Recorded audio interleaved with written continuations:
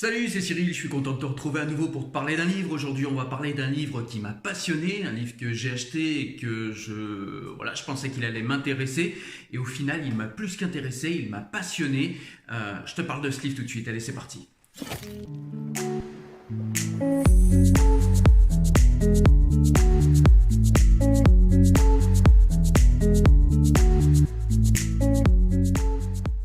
Alors sans plus tarder, je vous dis de quel livre il s'agit. Ce livre, c'est Mais au fait, qui était vraiment Mahomet. C'est un livre de Ismaël Saïdi et de Michael Privot aux éditions Flammarion. Alors Ismaël Saïdi, je ne le connais pas forcément, mais c'est quelqu'un qui apparemment fait des livres dans la vulgarisation de la compréhension du fait islamique.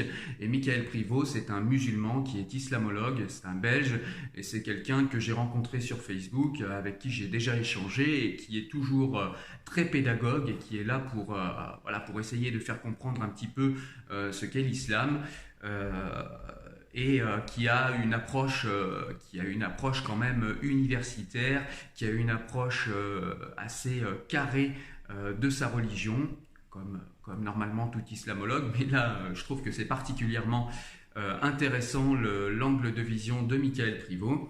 Et donc il m'avait conseillé ce livre que j'ai fini par lire. Je savais qu'il allait m'intéresser, comme je vous l'ai dit, mais en fait plus que ça, ce livre m'a passionné. Alors pourquoi il m'a passionné ? Pour plusieurs choses. Déjà, le premier point, c'est au niveau de la forme. Au niveau de la forme, on est sur un dialogue entre Ismaël Saïdi et Michael Privot. Et donc, ça donne une espèce d'interactivité du livre avec un rythme, avec des échanges, avec un peu d'humour, qui fait que le livre n'est pas du tout monotone, comme ça peut être le cas parfois de livres historiques, puisque là, en l'occurrence, on est dans l'histoire du prophète de l'islam.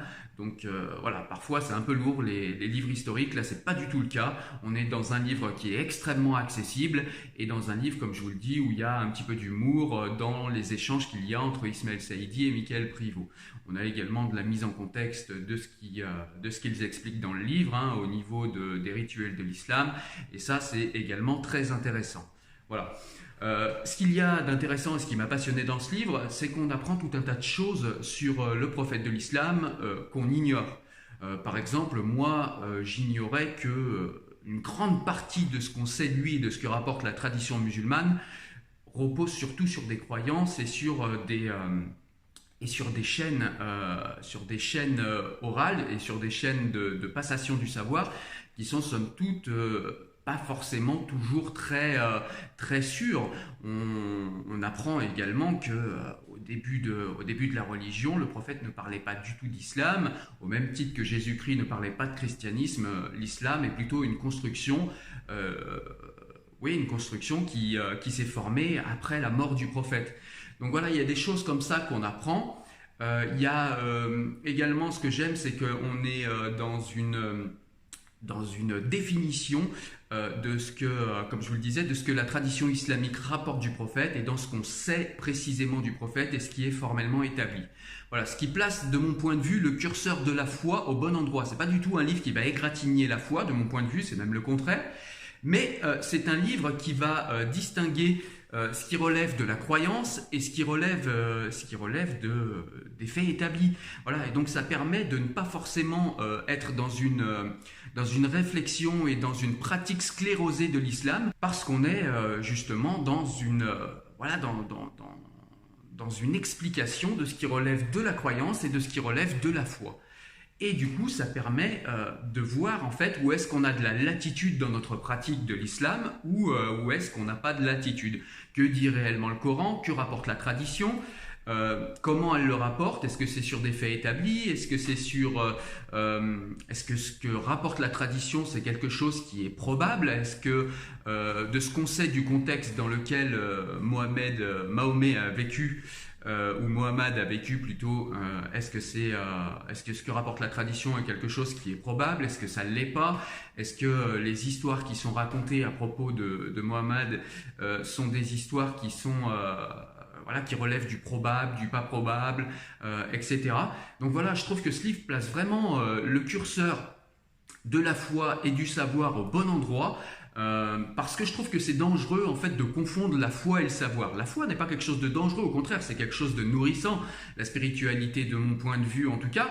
Mais ce livre place le curseur au bon endroit, ce qui fait que vous êtes vraiment dans une foi et dans une spiritualité sincère de mon point de vue après la lecture de ce livre, parce que vous savez ce qui est formellement établi, vous savez ce que dit le Coran avec précision concernant la vie de Mohammed, et du coup, comme tout musulman a envie de ressembler le plus possible à son prophète, autant que faire se peut forcément, ça permet de ne pas être dans un mimétisme qui a été dans un mimétisme en fait de la vie du prophète de l'islam, mais de comportements qui ont été rapportés non pas par le prophète lui-même, puisque voilà, en fait on sait très peu de choses sur le prophète et sur quelle a été réellement sa vie. Voilà, c'est des choses qui ont plutôt été rapportées par d'autres personnes avec des chaînes qui sont plus ou moins fiables, avec des chaînes voilà, de passation de savoir qui sont plus ou moins fiables, et on apprend tout ça dans ce livre. Donc voilà, moi ça m'a passionné.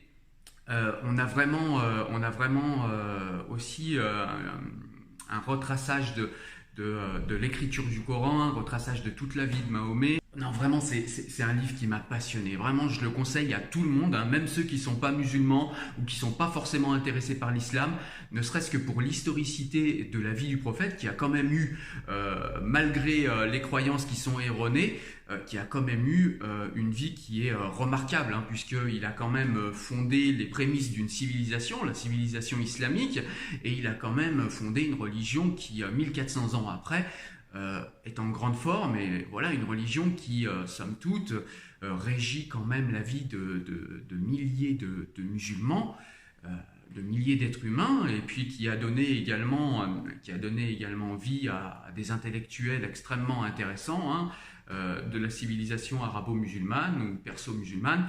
En tout cas, voilà, c'est vraiment quelqu'un qui a eu une vie remarquable, et à ce titre-là, eh bien, sa vie est extrêmement intéressante. Voilà. Ce que j'ai aimé également dans ce livre, eh bien, c'est tout simplement que on remet, si vous voulez, de la dimension humaine dans la vie du prophète de l'islam. Et ça, j'ai trouvé ça très intéressant, parce que souvent, on a des personnes en islam qui le sacralisent, qui l'idolâtrent, et qui enlèvent tout à fait la dimension humaine du croyant, en essayant tout simplement de mimer et puis de ressembler à son prophète, ce qui est somme toute quelque chose d'assez compréhensible, puisque c'est un modèle d'éthique pour les croyants de l'islam.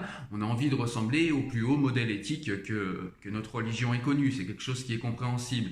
Mais ce livre remet de l'humain dans la vie du prophète, il montre que la révélation n'a pas été aussi linéaire qu'on le croit. Mohammed a dû penser contre lui-même également. On voit que ces choses-là en plus apparaissent dans le Coran. Il y a des versets précis qui sont cités. On voit que le Coran, c'est souvent c'est pas une révélation qui a été faite hors sol. Le Coran, c'est quelque chose qui s'inscrit dans une réalité. Et pareil, des versets sont cités pour nous montrer que ça, c'est des choses qui sont factuellement établies. Et je trouve que c'est vraiment un angle très très intéressant que nous donnent à voir Ismaël Saïdi et Mickaël Privot.